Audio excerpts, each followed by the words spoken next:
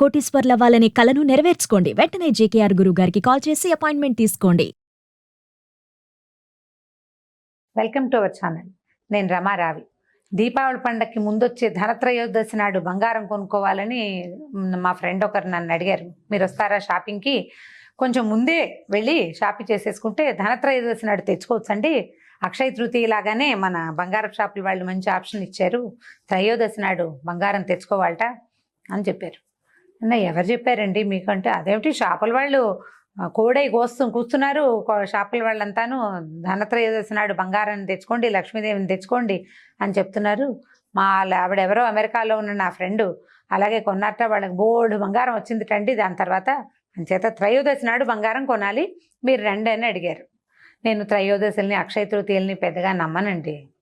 ఈ ధనత్రయోదశి పదం 10-15 ఏళ్ల క్రితం మన జీవితాల్లో లేదండి. మన జీవితం అంటే తెలుగు వాళ్ళ జీవితాల్లో లేదు. మనకి హిందీ వాళ్ళు సీరియల్స్తో పాటు దీన్ని కూడా అంటించారు. అంటే నేను అట్లా అనుకుంటున్నాను. ఈ బంగారపు షాపుల వాళ్ళు అంటే ఒకళ్ళ పేరు ఎందుకు కానీ అడ్వర్టైజ్మెంట్స్లో భాగంగా జనాల్ని బాగా ఆకర్షించడానికి మొదలు పెడితే ఇది ఇప్పుడు ఎలా అయిందంటే పెద్ద చిన్న లేకుండా అందరూ ధనత్రయోదశి నాడు బంగారం కొనేసుకోవాలి. ఇదివరకు వరలక్ష్మి వ్రతం ఒకటి ఇప్పుడు కూడా ఉందనుకోండి, వరలక్ష్మి వ్రతానికి ఒక కాసు కొనుక్కుని తీరాలి అంటే బంగారం జమ చేసుకోవటానికి ఇదొక ఆప్షన్ కింద, ఇదొక ఆలోచన మంచిదే. సంవత్సరానికి ఇంత బంగారం కొనిపెడితే మనకు ఉంటుంది, పిల్లలకు ఉంటుంది, రేపొద్దున మనవరాళ్ళకి ఇవ్వచ్చు, మనకే ఏదైనా అవసరమైతే బంగారం అడ్డం పడుతుంది. ఇది పాయింట్. కాకపోతే మనం కొనుక్కునే బంగారము మనని ఎంత మటుకు లాభపరుస్తుంది అనేది ఎప్పుడూ ప్రశ్నార్థకమే. మీరు చూడండి, చాలా షాప్స్ వాళ్ళు అంటే ఇది ఒక డిస్కషన్ లాగా చేద్దాం అనుకున్నాము, మళ్ళీ ఇది స్ట్రైట్ అవే ఒకటే పాయింట్గా వెళ్ళిపోతుంది. మా దగ్గర గోల్డ్ కొనుక్కోండి మీకు 100% వెయిట్ టు వెయిట్ ఇస్తామంటారు. వెయిట్ టు వెయిట్ అంటే ఇప్పుడు మనం ఒక 30 గ్రాముల గొలుసు కొనుక్కున్నాం అనుకోండి, వచ్చే సంవత్సరం మనం దాన్ని మార్చదలుచుకున్నాం. ఇవాళ 30 గ్రాముల గొలుసుకి మనం ₹1,00,000 ఇస్తే కనుక రేపు 30 గ్రాముల వస్తువు ఇచ్చేస్తాడు వాడు మనకి వచ్చే సంవత్సరం. కానీ మీరు ఇంత పే చేయాలి అని ప్లస్ వేస్తాడా వేయడా? వేస్తాడు. ఎంత వేస్తారు?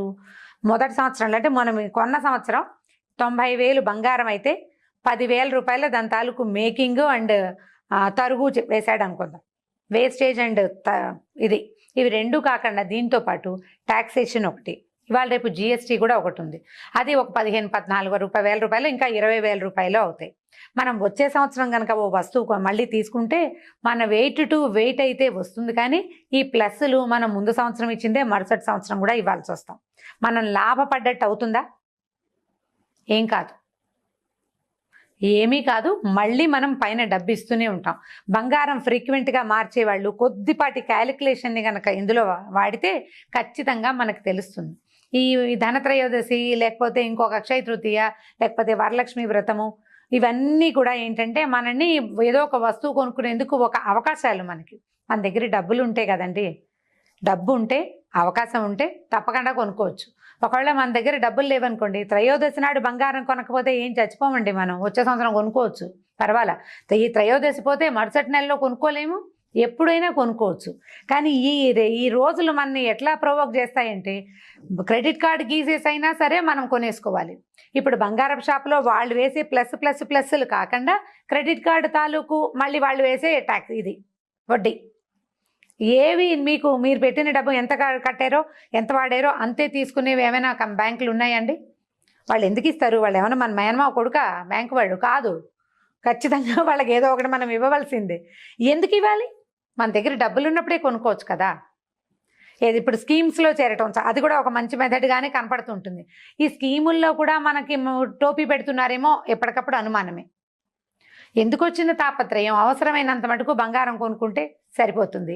మన దగ్గర డబ్బులు లేకపోతే పొరపాటును కూడా అప్పు చేసైనా ఈ మంచి రోజుల్లో బంగారం కొనుక్కోవాలి అనేది చాలా పొరపాటైన ఆలోచన అండి. అప్పులు చేసి బంగారాలు కొనకండి. బంగారం వల్ల ఇదివరకటి రోజులలాగా మనకి మేలు జరిగేది చాలా తక్కువగా ఉంది. ఇంకా బ్యాంకుల్లో తాకట్టు పెట్టడం గురించి మాట్లాడదాం చూడండి. మన దగ్గర ఒక ₹1,00,000 పెట్టి ఒక గొలుసు కొన్నాం, ఇందాకే కొన్నాం కదా మనం 30 గ్రాముల గొలుసు. ఈ 30 గ్రాముల గొలుసుని ఏ బ్యాంకుకో తీసుకెళ్తే వాళ్ళు దాన్ని ఏం చేస్తారు, అబ్బాయి ఇందులో ప్యూరిటీ తక్కువ ఉందండి మీకు ఎంత ఇవ్వ ఉంటాడు. మామూలుగా వాళ్ళు అడ్వర్టైజ్ చేస్తారు, గ్రాముకి 2,000 ఎంతో లేదా 1,500 ఇస్తూ ఉంటారు. ప్యూరిటీ తక్కువ ఉంది కాబట్టి 1,500 ఇవ్వం, 1000 ఇస్తాం. ఇప్పుడు మీ దాంట్లో ప్యూరిటీ లేదని మనం షాప్కి వెళ్ళి అడిగేదైతే లేదు. మన జీవితానికి మనము అక్కడ మోసపోతాం, ఇక్కడ చెడిపోతాం. ఇంత చెడిపోయేటప్పుడు అప్పులు తీసుకుని కొనుక్కోవటం ఎందుకు? ఓపిక ఉండి కొనుక్కోగలిగే వాళ్ళు, ఆరాంగా కొనుక్కోగలిగే వాళ్ళు కొనుక్కుంటారు. ఓపిక లేని వాళ్ళు జస్ట్ మెళ్ళోకి చేతులకి అవసరమైనంత బంగారం డబ్బులు ఉన్నప్పుడు కొనుక్కోండి. అప్పులు చేసి ఈ మంచి రోజుల్లో బంగారం కొనుక్కోవాల్సిందే అన్న ఆలోచన మాత్రం దయచేసి విడనాడండి. శుద్ధ వేస్ట్ పని. దీని మీద కనుక ఈ క్యాలిక్యులేషన్ తోటి మీరు ఆలోచిస్తే మీకు మంచి క్లారిటీ వస్తుంది. ఇవాళ రేపు బోల్డ్ అన్ని రకాల వస్తువులు దొరుకుతున్నాయి. బంగారమే పెట్టుకోక్కర్లేదండి, రకరకాలు. అసలు ఏ బంగారాలు లేకుండా మొన్న పెళ్లి చూపులకు వెళ్తే ఎవరితోట ఫ్రెండ్స్ తోటి వెళ్ళానండి. ఒక బుట్టలే పెట్టుకుంది అమ్మాయి, మెడలో ఏం లేదు. ఇదే ఫ్యాషన్ అంది. హాయిగా నేను అనుకున్నా వీళ్ళ అమ్మకి బోల్డ్ ఖర్చు తగ్గిపోయింది, ఈ గొలుసులు గిలుసులు ఏం కొనుక్కోక్కర్లేదు, హ్యాపీగా బుట్టలు కొంటే సరిపోతుంది. అవి కూడా అక్కడెక్కడి నుంచో తెచ్చింది, 200 పెట్టి తెచ్చిందండి మా అమ్మాయి అని చెప్పారు ఆవిడ. 200 రూపాయల బుట్టలతోటి హాయిగా పెళ్లి చూపులు అయిపోతుంటే ఎందుకు వచ్చిన బంగారాలండి అనవసరంగా? మళ్ళీ వాటిని దాచడానికి మనకి లాకర్లు, దానికి మళ్ళీ బ్యాంకుకి ఎక్స్ట్రా పేమెంటు, దానికోసం టెన్షను, మళ్ళీ ఎవరు లాగేస్తారో తెలీదు. అసలు ఊళ్ళేమో పరమ దౌర్భాగ్యంగా ఉన్నాయి, బంగారపు గొలుసులు వేసుకుని బయట తిరిగేలాగా లేవు. కాబట్టి కంగారు పడకండి. కొనుక్కోగలిగితే కొనేసుకోండి ధారాళంగా. కొనుక్కోలేకపోయారా హ్యాపీగా ఉండండి. అమ్మాయి మనం సేఫ్ జోన్లో ఉన్నాం, మనకు అప్పులు లేవు, దిగులు లేదు, భయం లేదు, 3 లేవు. ఈ 3 లేవనుకుని సంతోషంగా ఉండండి. చక్కగా దీపావళి దీపాలతోటి, స్వీట్లతోటి, మంచి లక్ష్మీ పూజతోటి సంతోషంగా జరుపుకోండి. ప్రమాదాల బారిన పడకండి. సుమన్ టీవీలో మీ పర్సనల్ అండ్ బిజినెస్ ప్రమోషన్స్ కోసం కింది నెంబర్కి కాంటాక్ట్ చేయండి.